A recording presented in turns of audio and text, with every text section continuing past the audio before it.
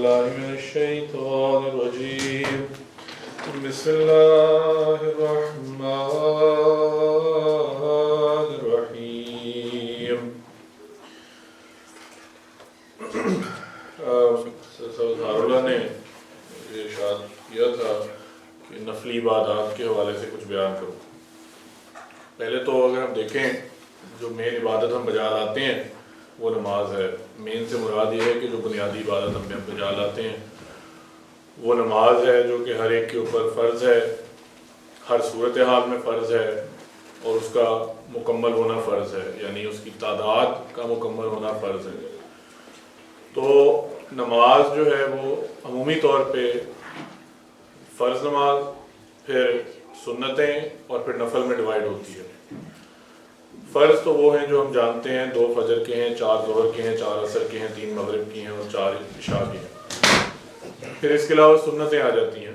یہاں پر بعض جگہوں پہ بعض لوگوں کو کنفیوژن ہوتی ہے کہ سنتیں پڑھنی چاہیے یا کون سی پڑھنی چاہیے، کون سی نہیں پڑھنی چاہیے.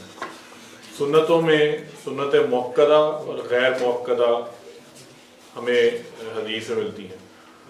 مؤکدہ سنتیں انہیں کہتے ہیں جو کہ حضور صلی اللہ علیہ وسلم نے باقاعدگی سے ادا کی اور صرف کسی اشد مجبوری یا بیماری کی باعث ان کو جو ہے آپ نے ادا نہیں کیا، اور وہ ضروری شمار ہوتی ہیں. اور احادیث کے مطالعے سے لگتا یہی ہے کہ اگر وہ ادا نہ کی جائیں تو ان کی ادائیگی نہ کرنے پہ جو ہے وہ سزا یا گناہ سرزد ہوتا ہے. ایک دن میں ایک انسان کے اوپر فرض نمازوں کے علاوہ 12 سنت مؤکدہ ہیں جو ہیں، فرض کہہ لیں یا ضروری ہیں. 2 جو ہیں وہ فجر کی نماز سے پہلے کی ہیں، 4 ظہر کے فرض سے پہلے اور 2 اس کے بعد. پھر اسی طرح مغرب کے بعد کی 2 سنتیں اور عشاء کے بعد کی 2 سنتیں.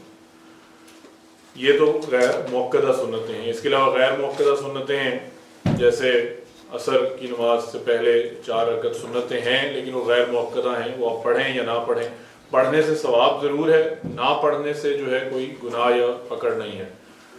پھر اس کے علاوہ وتر نماز ہے، وہ واجب نماز ہے، یعنی اس کی بھی ادائیگی ضروری ہے. اور وہ اس لیے بھی ضروری ہے کیونکہ ایک دن کے اندر جو سنتیں اور نوافل انسان ادا کرتا ہے اس کو وہ طاق بناتی ہیں. مغرب کی نماز فرائض نماز کو اوٹ کرتی ہے، طاق کرتی ہے، کیونکہ اللہ تعالیٰ نے فرمایا ان اللہ وطر یحب الوطر، کہ اللہ تعالیٰ طاق ہے اور طاق کو پسند فرماتا ہے، پسند کرتا ہے. تو اسی طرح سے جو وطر ہے وہ طاق کرتے ہیں آپ کے سنتوں کو اور نوافل کو. یہ تو ایک جنرل نالج کے حوالے سے بات تھی، لیکن نوافل کی اہمیت کیا ہے؟ مسیح موعود علیہ السلام نے نوافل کی طرف بہت توجہ دلائی ہے اپنی جماعت کو. اس کی وجہ یہ ہے کہ حضور صلی اللہ علیہ وسلم نے حدیث میں فرمایا کہ اللہ تعالیٰ فرماتا ہے، یہ جب کسی بھی حدیث سے پہلے جب آ جاتا ہے اللہ تعالیٰ یہ بات فرماتا ہے تو وہ حدیث قدسی بن جاتی ہے. یعنی وہ قرآن کریم کی وحی و الہام میں تو شامل نہیں ہے، لیکن حدیث قدسی یہ ہے کہ براہ راست اللہ تعالیٰ نے حضور صلی اللہ علیہ وسلم کو کوئی بات بتائی ہے یا بیان فرمائی ہے. تو اللہ تعالیٰ فرماتا ہے کہ میرا بندہ فرض کی ادائیگی تو کرتا ہے لیکن اس کے ساتھ نوافل کی ادائیگی سے وہ میرا اتنا قریبی ہو جاتا ہے کہ گویا کہ میں اس کے کان بن جاتا ہوں جن سے وہ سنتا ہے، اس کی ٹانگیں بن جاتا ہوں جن سے وہ چلتا ہے، اور اس کے ہاتھ بن جاتا ہوں جن سے وہ کام کرتا ہے. اس کی وجہ کیا ہے؟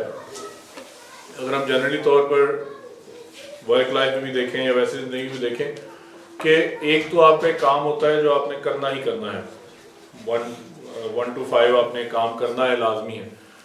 لیکن ایک جو امپلائر ہوتا ہے اس کو بھی وہ بندہ پسند ہوتا ہے جو سیلف انیشیٹو سے تھوڑا مزید کام کرتا ہے اور وہ اس کو اپریشیٹ بھی کرتا ہے، اس کو دیکھتا بھی ہے. تو بالکل ایسے ہی اللہ تعالیٰ کہتا ہے کہ یہ بندہ میری محبت میں مزید اپنے اوپر سختی ڈال کے، مشقت ڈال کر کام کر رہا ہے تو میں اس کو اور مزید عطا کروں. یعنی جو تہجد کے نوافل ہیں، باقی نمازوں کے نوافل ہیں یا باقی اوقات کے نوافل ہیں، وہ انسان اپنی مرضی سے خدا تعالیٰ کے لیے کر رہا ہوتا ہے. ایک تو یہ ہے نا کہ اللہ تعالیٰ نے فرض نماز قرار دے دی، لیکن جو انسان نفل ادا کرتا ہے، اس کے اوپر مزید نفلی عبادت کرتا ہے، تو اللہ تعالیٰ نے قرآن میں فرمایا فمن تطوع خیرا فہو خیر اللہ، کہ جو اپنی دل کی خوشی سے مزید نیکی کرے تو وہ اس کے لیے مزید بہتر ہے. اور یہ تو نفل جسے ہم کہتے ہیں، توئی عبادت جسے کہتے ہیں، نفلی عبادت جسے کہتے ہیں، یہ تمام چیزوں کے نوافل ہوتے ہیں. یہ نہیں ہے کہ صرف نماز کے نوافل ہیں، ہر نیکی کے نفل ہیں. نماز کے بارے میں تو اللہ تعالیٰ نے میں حدیث میں فرمایا نا کہ نماز کا حساب لیا جائے گا، اور اگر وہ پورا ہوا تو ٹھیک ہے، اگر پورا نہ ہوا تو اللہ تعالیٰ فرشتوں سے کہے گا دیکھو میرے بندے کے کچھ نفل ہیں تو ان کو اس کے فرضوں میں جمع کر دو اور دیکھو کہ اب تعداد مکمل ہوتی ہے کہ نہیں ہوتی. اگر تعداد مکمل ہوگی تو ٹھیک، اگر نہیں تو پھر جو ہے اس کے حساب سے جو ہے وہ حساب لیا جائے گا. اسی طرح سے باقی عبادات کی بھی نوافل ہیں. ہم میں سے اکثر موسیان ہیں، لیکن اس کے علاوہ آپ نے تحریک عید کا سنا، یہ بھی ایک ضروری چیز ہے، گو کہ لازمی نہیں ہے لیکن ایک ضروری چیز ہے. تحریک جدید سے بہت سے کام ایسے ہیں جیسا کہ ابھی انہوں نے بیان بھی کیا، اور اس کے علاوہ بھی کہ جماعت اس قدر خدمت خلق اس کے ذریعے سے کرتی ہے، اور باقی جو جامعات ہیں، مربیان ہیں، ہسپتال ہیں، سکولز ہیں، ڈیٹا سینٹرز ہیں، یہ ساری چیزیں جماعت اس سے رن کر رہی ہے. انسان اس میں شامل ہوتا ہے، ساری انسان کی نفلی عبادات میں شامل ہو جاتی ہے، نفلی باتوں میں شامل ہو جاتی ہے. پھر ہر ایک چیز کا نفل ہے. آپ نماز سینٹر آتے ہیں، مثال کو نماز سینٹر آتے ہیں، باہر پتے گرے ہیں، آپ کو کسی نے کہا نہیں، آپ نے برش لی اور صفائی کر دی، یہ بھی ایک نفلی عبادت ہے. اس میں نہ آپ کی محنت لگی، نہ آپ کا جو ہے وہ لگا. غرضے کے ایک جملہ مسیح موعود علیہ السلام کا بہت ہی خوبصورت ہے، اور انسان کو ہمیشہ اس کو میں ایٹ لیسٹ اپنے آپ کو ہمیشہ اس کو یاد رکھتا ہوں. وہ یہ ہے کہ ہر ایک نیکی کو بجا لاؤ. خدا بہتر جانتا ہے، خدا جانے مفہوماً بیان کر رہا ہوں، اللہ بہتر جانتا ہے کون سی نیکی قبول آ جائے اور تمہارے جو ہیں وہ کس نیکی سے تم قبول کیے جاؤ. فرمایا ہر نیکی کو کماؤ، ہر نیکی کرو، کسی کو اس لیے نہ چھوڑو کہ یہ معمولی سی چیز ہے یا یہ میرے لیے بڑا مشکل ہو جائے گا. اگر کر سکتے ہیں، وقت ہے تو کریں. اس میں بلڈ ڈونیشن کی بات بھی کی گئی، وہ بھی کرنی چاہیے. پھر اور بھی اس طرح سے خدمت خلق کی باتیں، خدمت خلق میں باتیں آ جاتی ہیں. غرض ہے کہ ہر نیکی کے نوافل اللہ تعالیٰ نے پیدا کیے ہیں.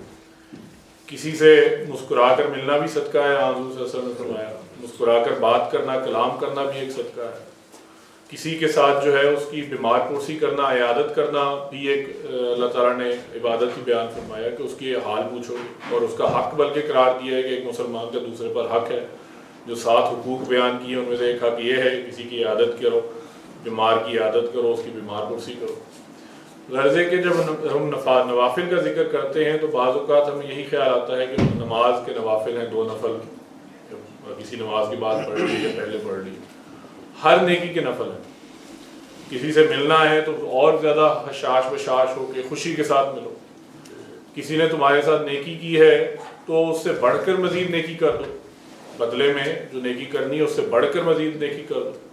یعنی احسان جسے اللہ تعالیٰ نے قرآن کریم میں بیان فرمایا ہے، ان اللہ یأمرکم بالعدل والاحسان وایتاء ذی القربی، یعنی انصاف تو ہونا ہی ہونا ہے، انصاف تو منیمم معیار ہے، لیکن اس کے بعد احسان ہے، یعنی جتنا اس نے تمہارے ساتھ کیا ہے اس سے تھوڑا بڑھ کر کرو. اور اس سے بڑھ کر بیان فرمایا ایتاء ذی القربی، ایسی محبت پیدا کرو جیسے قریبی رشتہ داروں میں انسان اللہ تعالیٰ پیدا ہوتا ہے. اور وہاں پہ مسلم نے بھی مسلم نے بھی ماں کا رشتہ دیا ہے کہ یعنی ایتاء ذی القربی میں وہ ایتاء آ جاتی ہے کہ انسان ماں کی طرح جو ہے وہ حسن سلوک کرے. یعنی اس کا مطلب یہ ہے کہ اس کے بدلے میں کوئی چیز ایکسپیکٹ نہ کر رہا ہو، یا ماں باپ کی طرح کرے کہ اس کے بدلے میں کوئی چیز ایکسپیکٹ نہ کر رہا ہو. ماں باپ بچوں پہ خرچ کرتے ہیں، ان کی تربیت کے لیے خرچ کرتے ہیں اور ان کے لیے مشقت بھی اٹھاتے ہیں، لیکن اس میں یہ نہیں ہوتا کہ یہ مجھے بدلہ کوئی ملے گا. اس میں اپنی محبت سے کرتے ہیں. تو یہ ساری چیزیں جو ہیں یہ نوافل میں آتی ہیں. اور اس لیے اللہ تعالیٰ نے فرمایا کہ نفل کے ذریعے سے، فرض نماز تو فرض ہے، نفل کے ذریعے سے میں ایک وہ بندہ میرا اس قدر قریبی ہو جاتا ہے کہ اس کے جو جسم اور اعضاء ہیں وہ گویا کہ میرے ہی حکم سے چلتے ہیں. یعنی اس کے کان بن جاتا ہوں جن سے وہ سنتا ہے، اس کی زبان بن جاتا ہوں جس سے وہ بولتا ہے، اس کے ہاتھ بن جاتا ہوں جس سے وہ کام کرتا ہے، اس کی ٹانگیں بن جاتا ہوں جس سے وہ چلتا ہے. تو نوافل کے ذریعے سے اللہ تعالیٰ کا قرب اس قدر حاصل کر لیتا ہے کہ پھر جو وہ کرتا ہے وہ خدا تعالیٰ کا کام ہوتا ہے. جیسے کہ فرمایا دست با کار دل با یار، کہ ہاتھ تو کام میں لگے ہوئے ہیں لیکن دل یار کی یاد میں بیتاب ہے، دل یار کو یاد کر رہا ہے۔ تو اس لیے جو مسیح موعود علیہ السلام کا جملہ ہے بہت معمولی سا لیکن بہت گہرے مطالب اپنے اندر رکھتا ہے کہ ہر ایک نیکی کو کرنے کی کوشش کرو، کیا پتہ کس نیکی سے قبول کیے جاؤ۔ تو اس لیے انسان کو اپنے گرد و نواح میں جو پرسکرائب نیکیاں ہیں یعنی جو فرض ہیں ان سے ہٹ کر بھی صرف نماز نہیں، صدقہ و خیرات ہے، حسن سلوک ہے، اپنے نیبر کے ساتھ حسن سلوک ہے، اور بچوں کے ساتھ پیار محبت ہے، بیوی کے ساتھ پیار محبت ہے، اپنے دوستوں کے ساتھ پیار محبت ہے، اور جو نیکیاں ہیں ان سب میں جو پرسکرائبڈ ریٹ ہے یعنی جو فرض ہے اس سے بڑھ کر جو نیکی ہے وہ نفل ہے، اور وہ ہر نیکی کے اندر اللہ تعالیٰ نے رکھی ہے۔ نوافل صرف نماز تک محدود نہیں ہے، لیکن ہاں وہ بھی ادا کرنے چاہیے، ان کی بھی وہ بھی کوشش کرنی چاہیے۔ کئی دفعہ حضور انور ایدہ اللہ تعالی بنصرہ العزیز نے اس طرف توجہ دلائی ہے کہ جو کرنٹ حالات چل رہے ہیں اس حوالے سے دعا بہت کریں، اور وہ دعا جو ہے وہ تہجد میں بھی کریں، نوافل میں بھی کریں۔ اس کی وجہ یہ بھی ہے کہ انسان نفل جب پڑھتا ہے تو وہ اپنا وقت نکال کے پڑھتا ہے، وہ زیادہ سکون سے ادا اس کو کرتا ہے، زیادہ مزے میں ادا کرتا ہے۔ فرض نماز اس کو پتہ ہے کہ ایک وقت پر فرض ہے، وہ جہاں کہیں بھی اس نے پڑھنا ہے، اس کی حالت کیا ہے، وہ کس طرح سے ہے، جلدی میں پڑھے گئے ہیں، آرام سے پڑھے گئے ہیں۔ لیکن نفل کے لیے انسان جب تہجد کے لیے اٹھتا ہے، نہ کوئی تنگ کرنے والا ہوتا ہے، خاموشی ہوتی ہے، وہ بڑے آرام سے انسان اپنے خدا کو، بندہ اور خدا آمنے سامنے ہو کر ایک دوسرے سے باتیں کرتے ہیں، اور وہ قبولیت کا وقت بھی اس لیے قرار دیا ہے کہ وہ قبولیت دعا کا بھی وقت ہے۔ تو ان ساری باتوں کو مد نظر رکھتے ہوئے یہ ہماری کوشش ہونی چاہیے کہ ہر ایک نیکی میں نفل ادا کرنے کی کوشش کریں، ہر ایک نیکی کو نفل کے ساتھ مزید خوبصورت کرنے کی کوشش کریں۔ جو سیلف انیشیٹو جسے ہم کہتے ہیں کسی بھی کام میں کہ انیشیٹو لے کے کام کریں، تو وہ سیلف انیشیٹو جو ہے وہ نیکی کی راہ میں، عبادات کی راہ میں وہ نوافل ہے، خواہ وہ نماز ہو، تلاوت قرآن کریم ہو، حقوق اللہ ہو یا حقوق العباد ہو، اور اس کے ذریعے سے پھر اللہ تعالیٰ جو ہے وہ تمام اپنا قرب جو ہے وہ مزید عطا کرتا ہے۔ اور اس کا فائدہ یہ بھی ہے کہ اگر فرض میں کوتاہی ہو جائے تو پھر اس تعداد کو جو ہے وہ جو خدا تعالیٰ جو قرب عطا کرتا ہے نوافل کے ذریعے سے، وہ بھی اس کے بھی شامل حال انسان ہوتا ہے۔ تو اللہ تعالیٰ ہمیں فرض نمازوں یا فرض عبادات کو بجا لانے کے ساتھ ساتھ نوافل کے ذریعے بھی اس کا قرب حاصل کرنے کی توفیق عطا فرمائے۔ آمین وآخر دعوانا ان الحمد للہ رب العالمین۔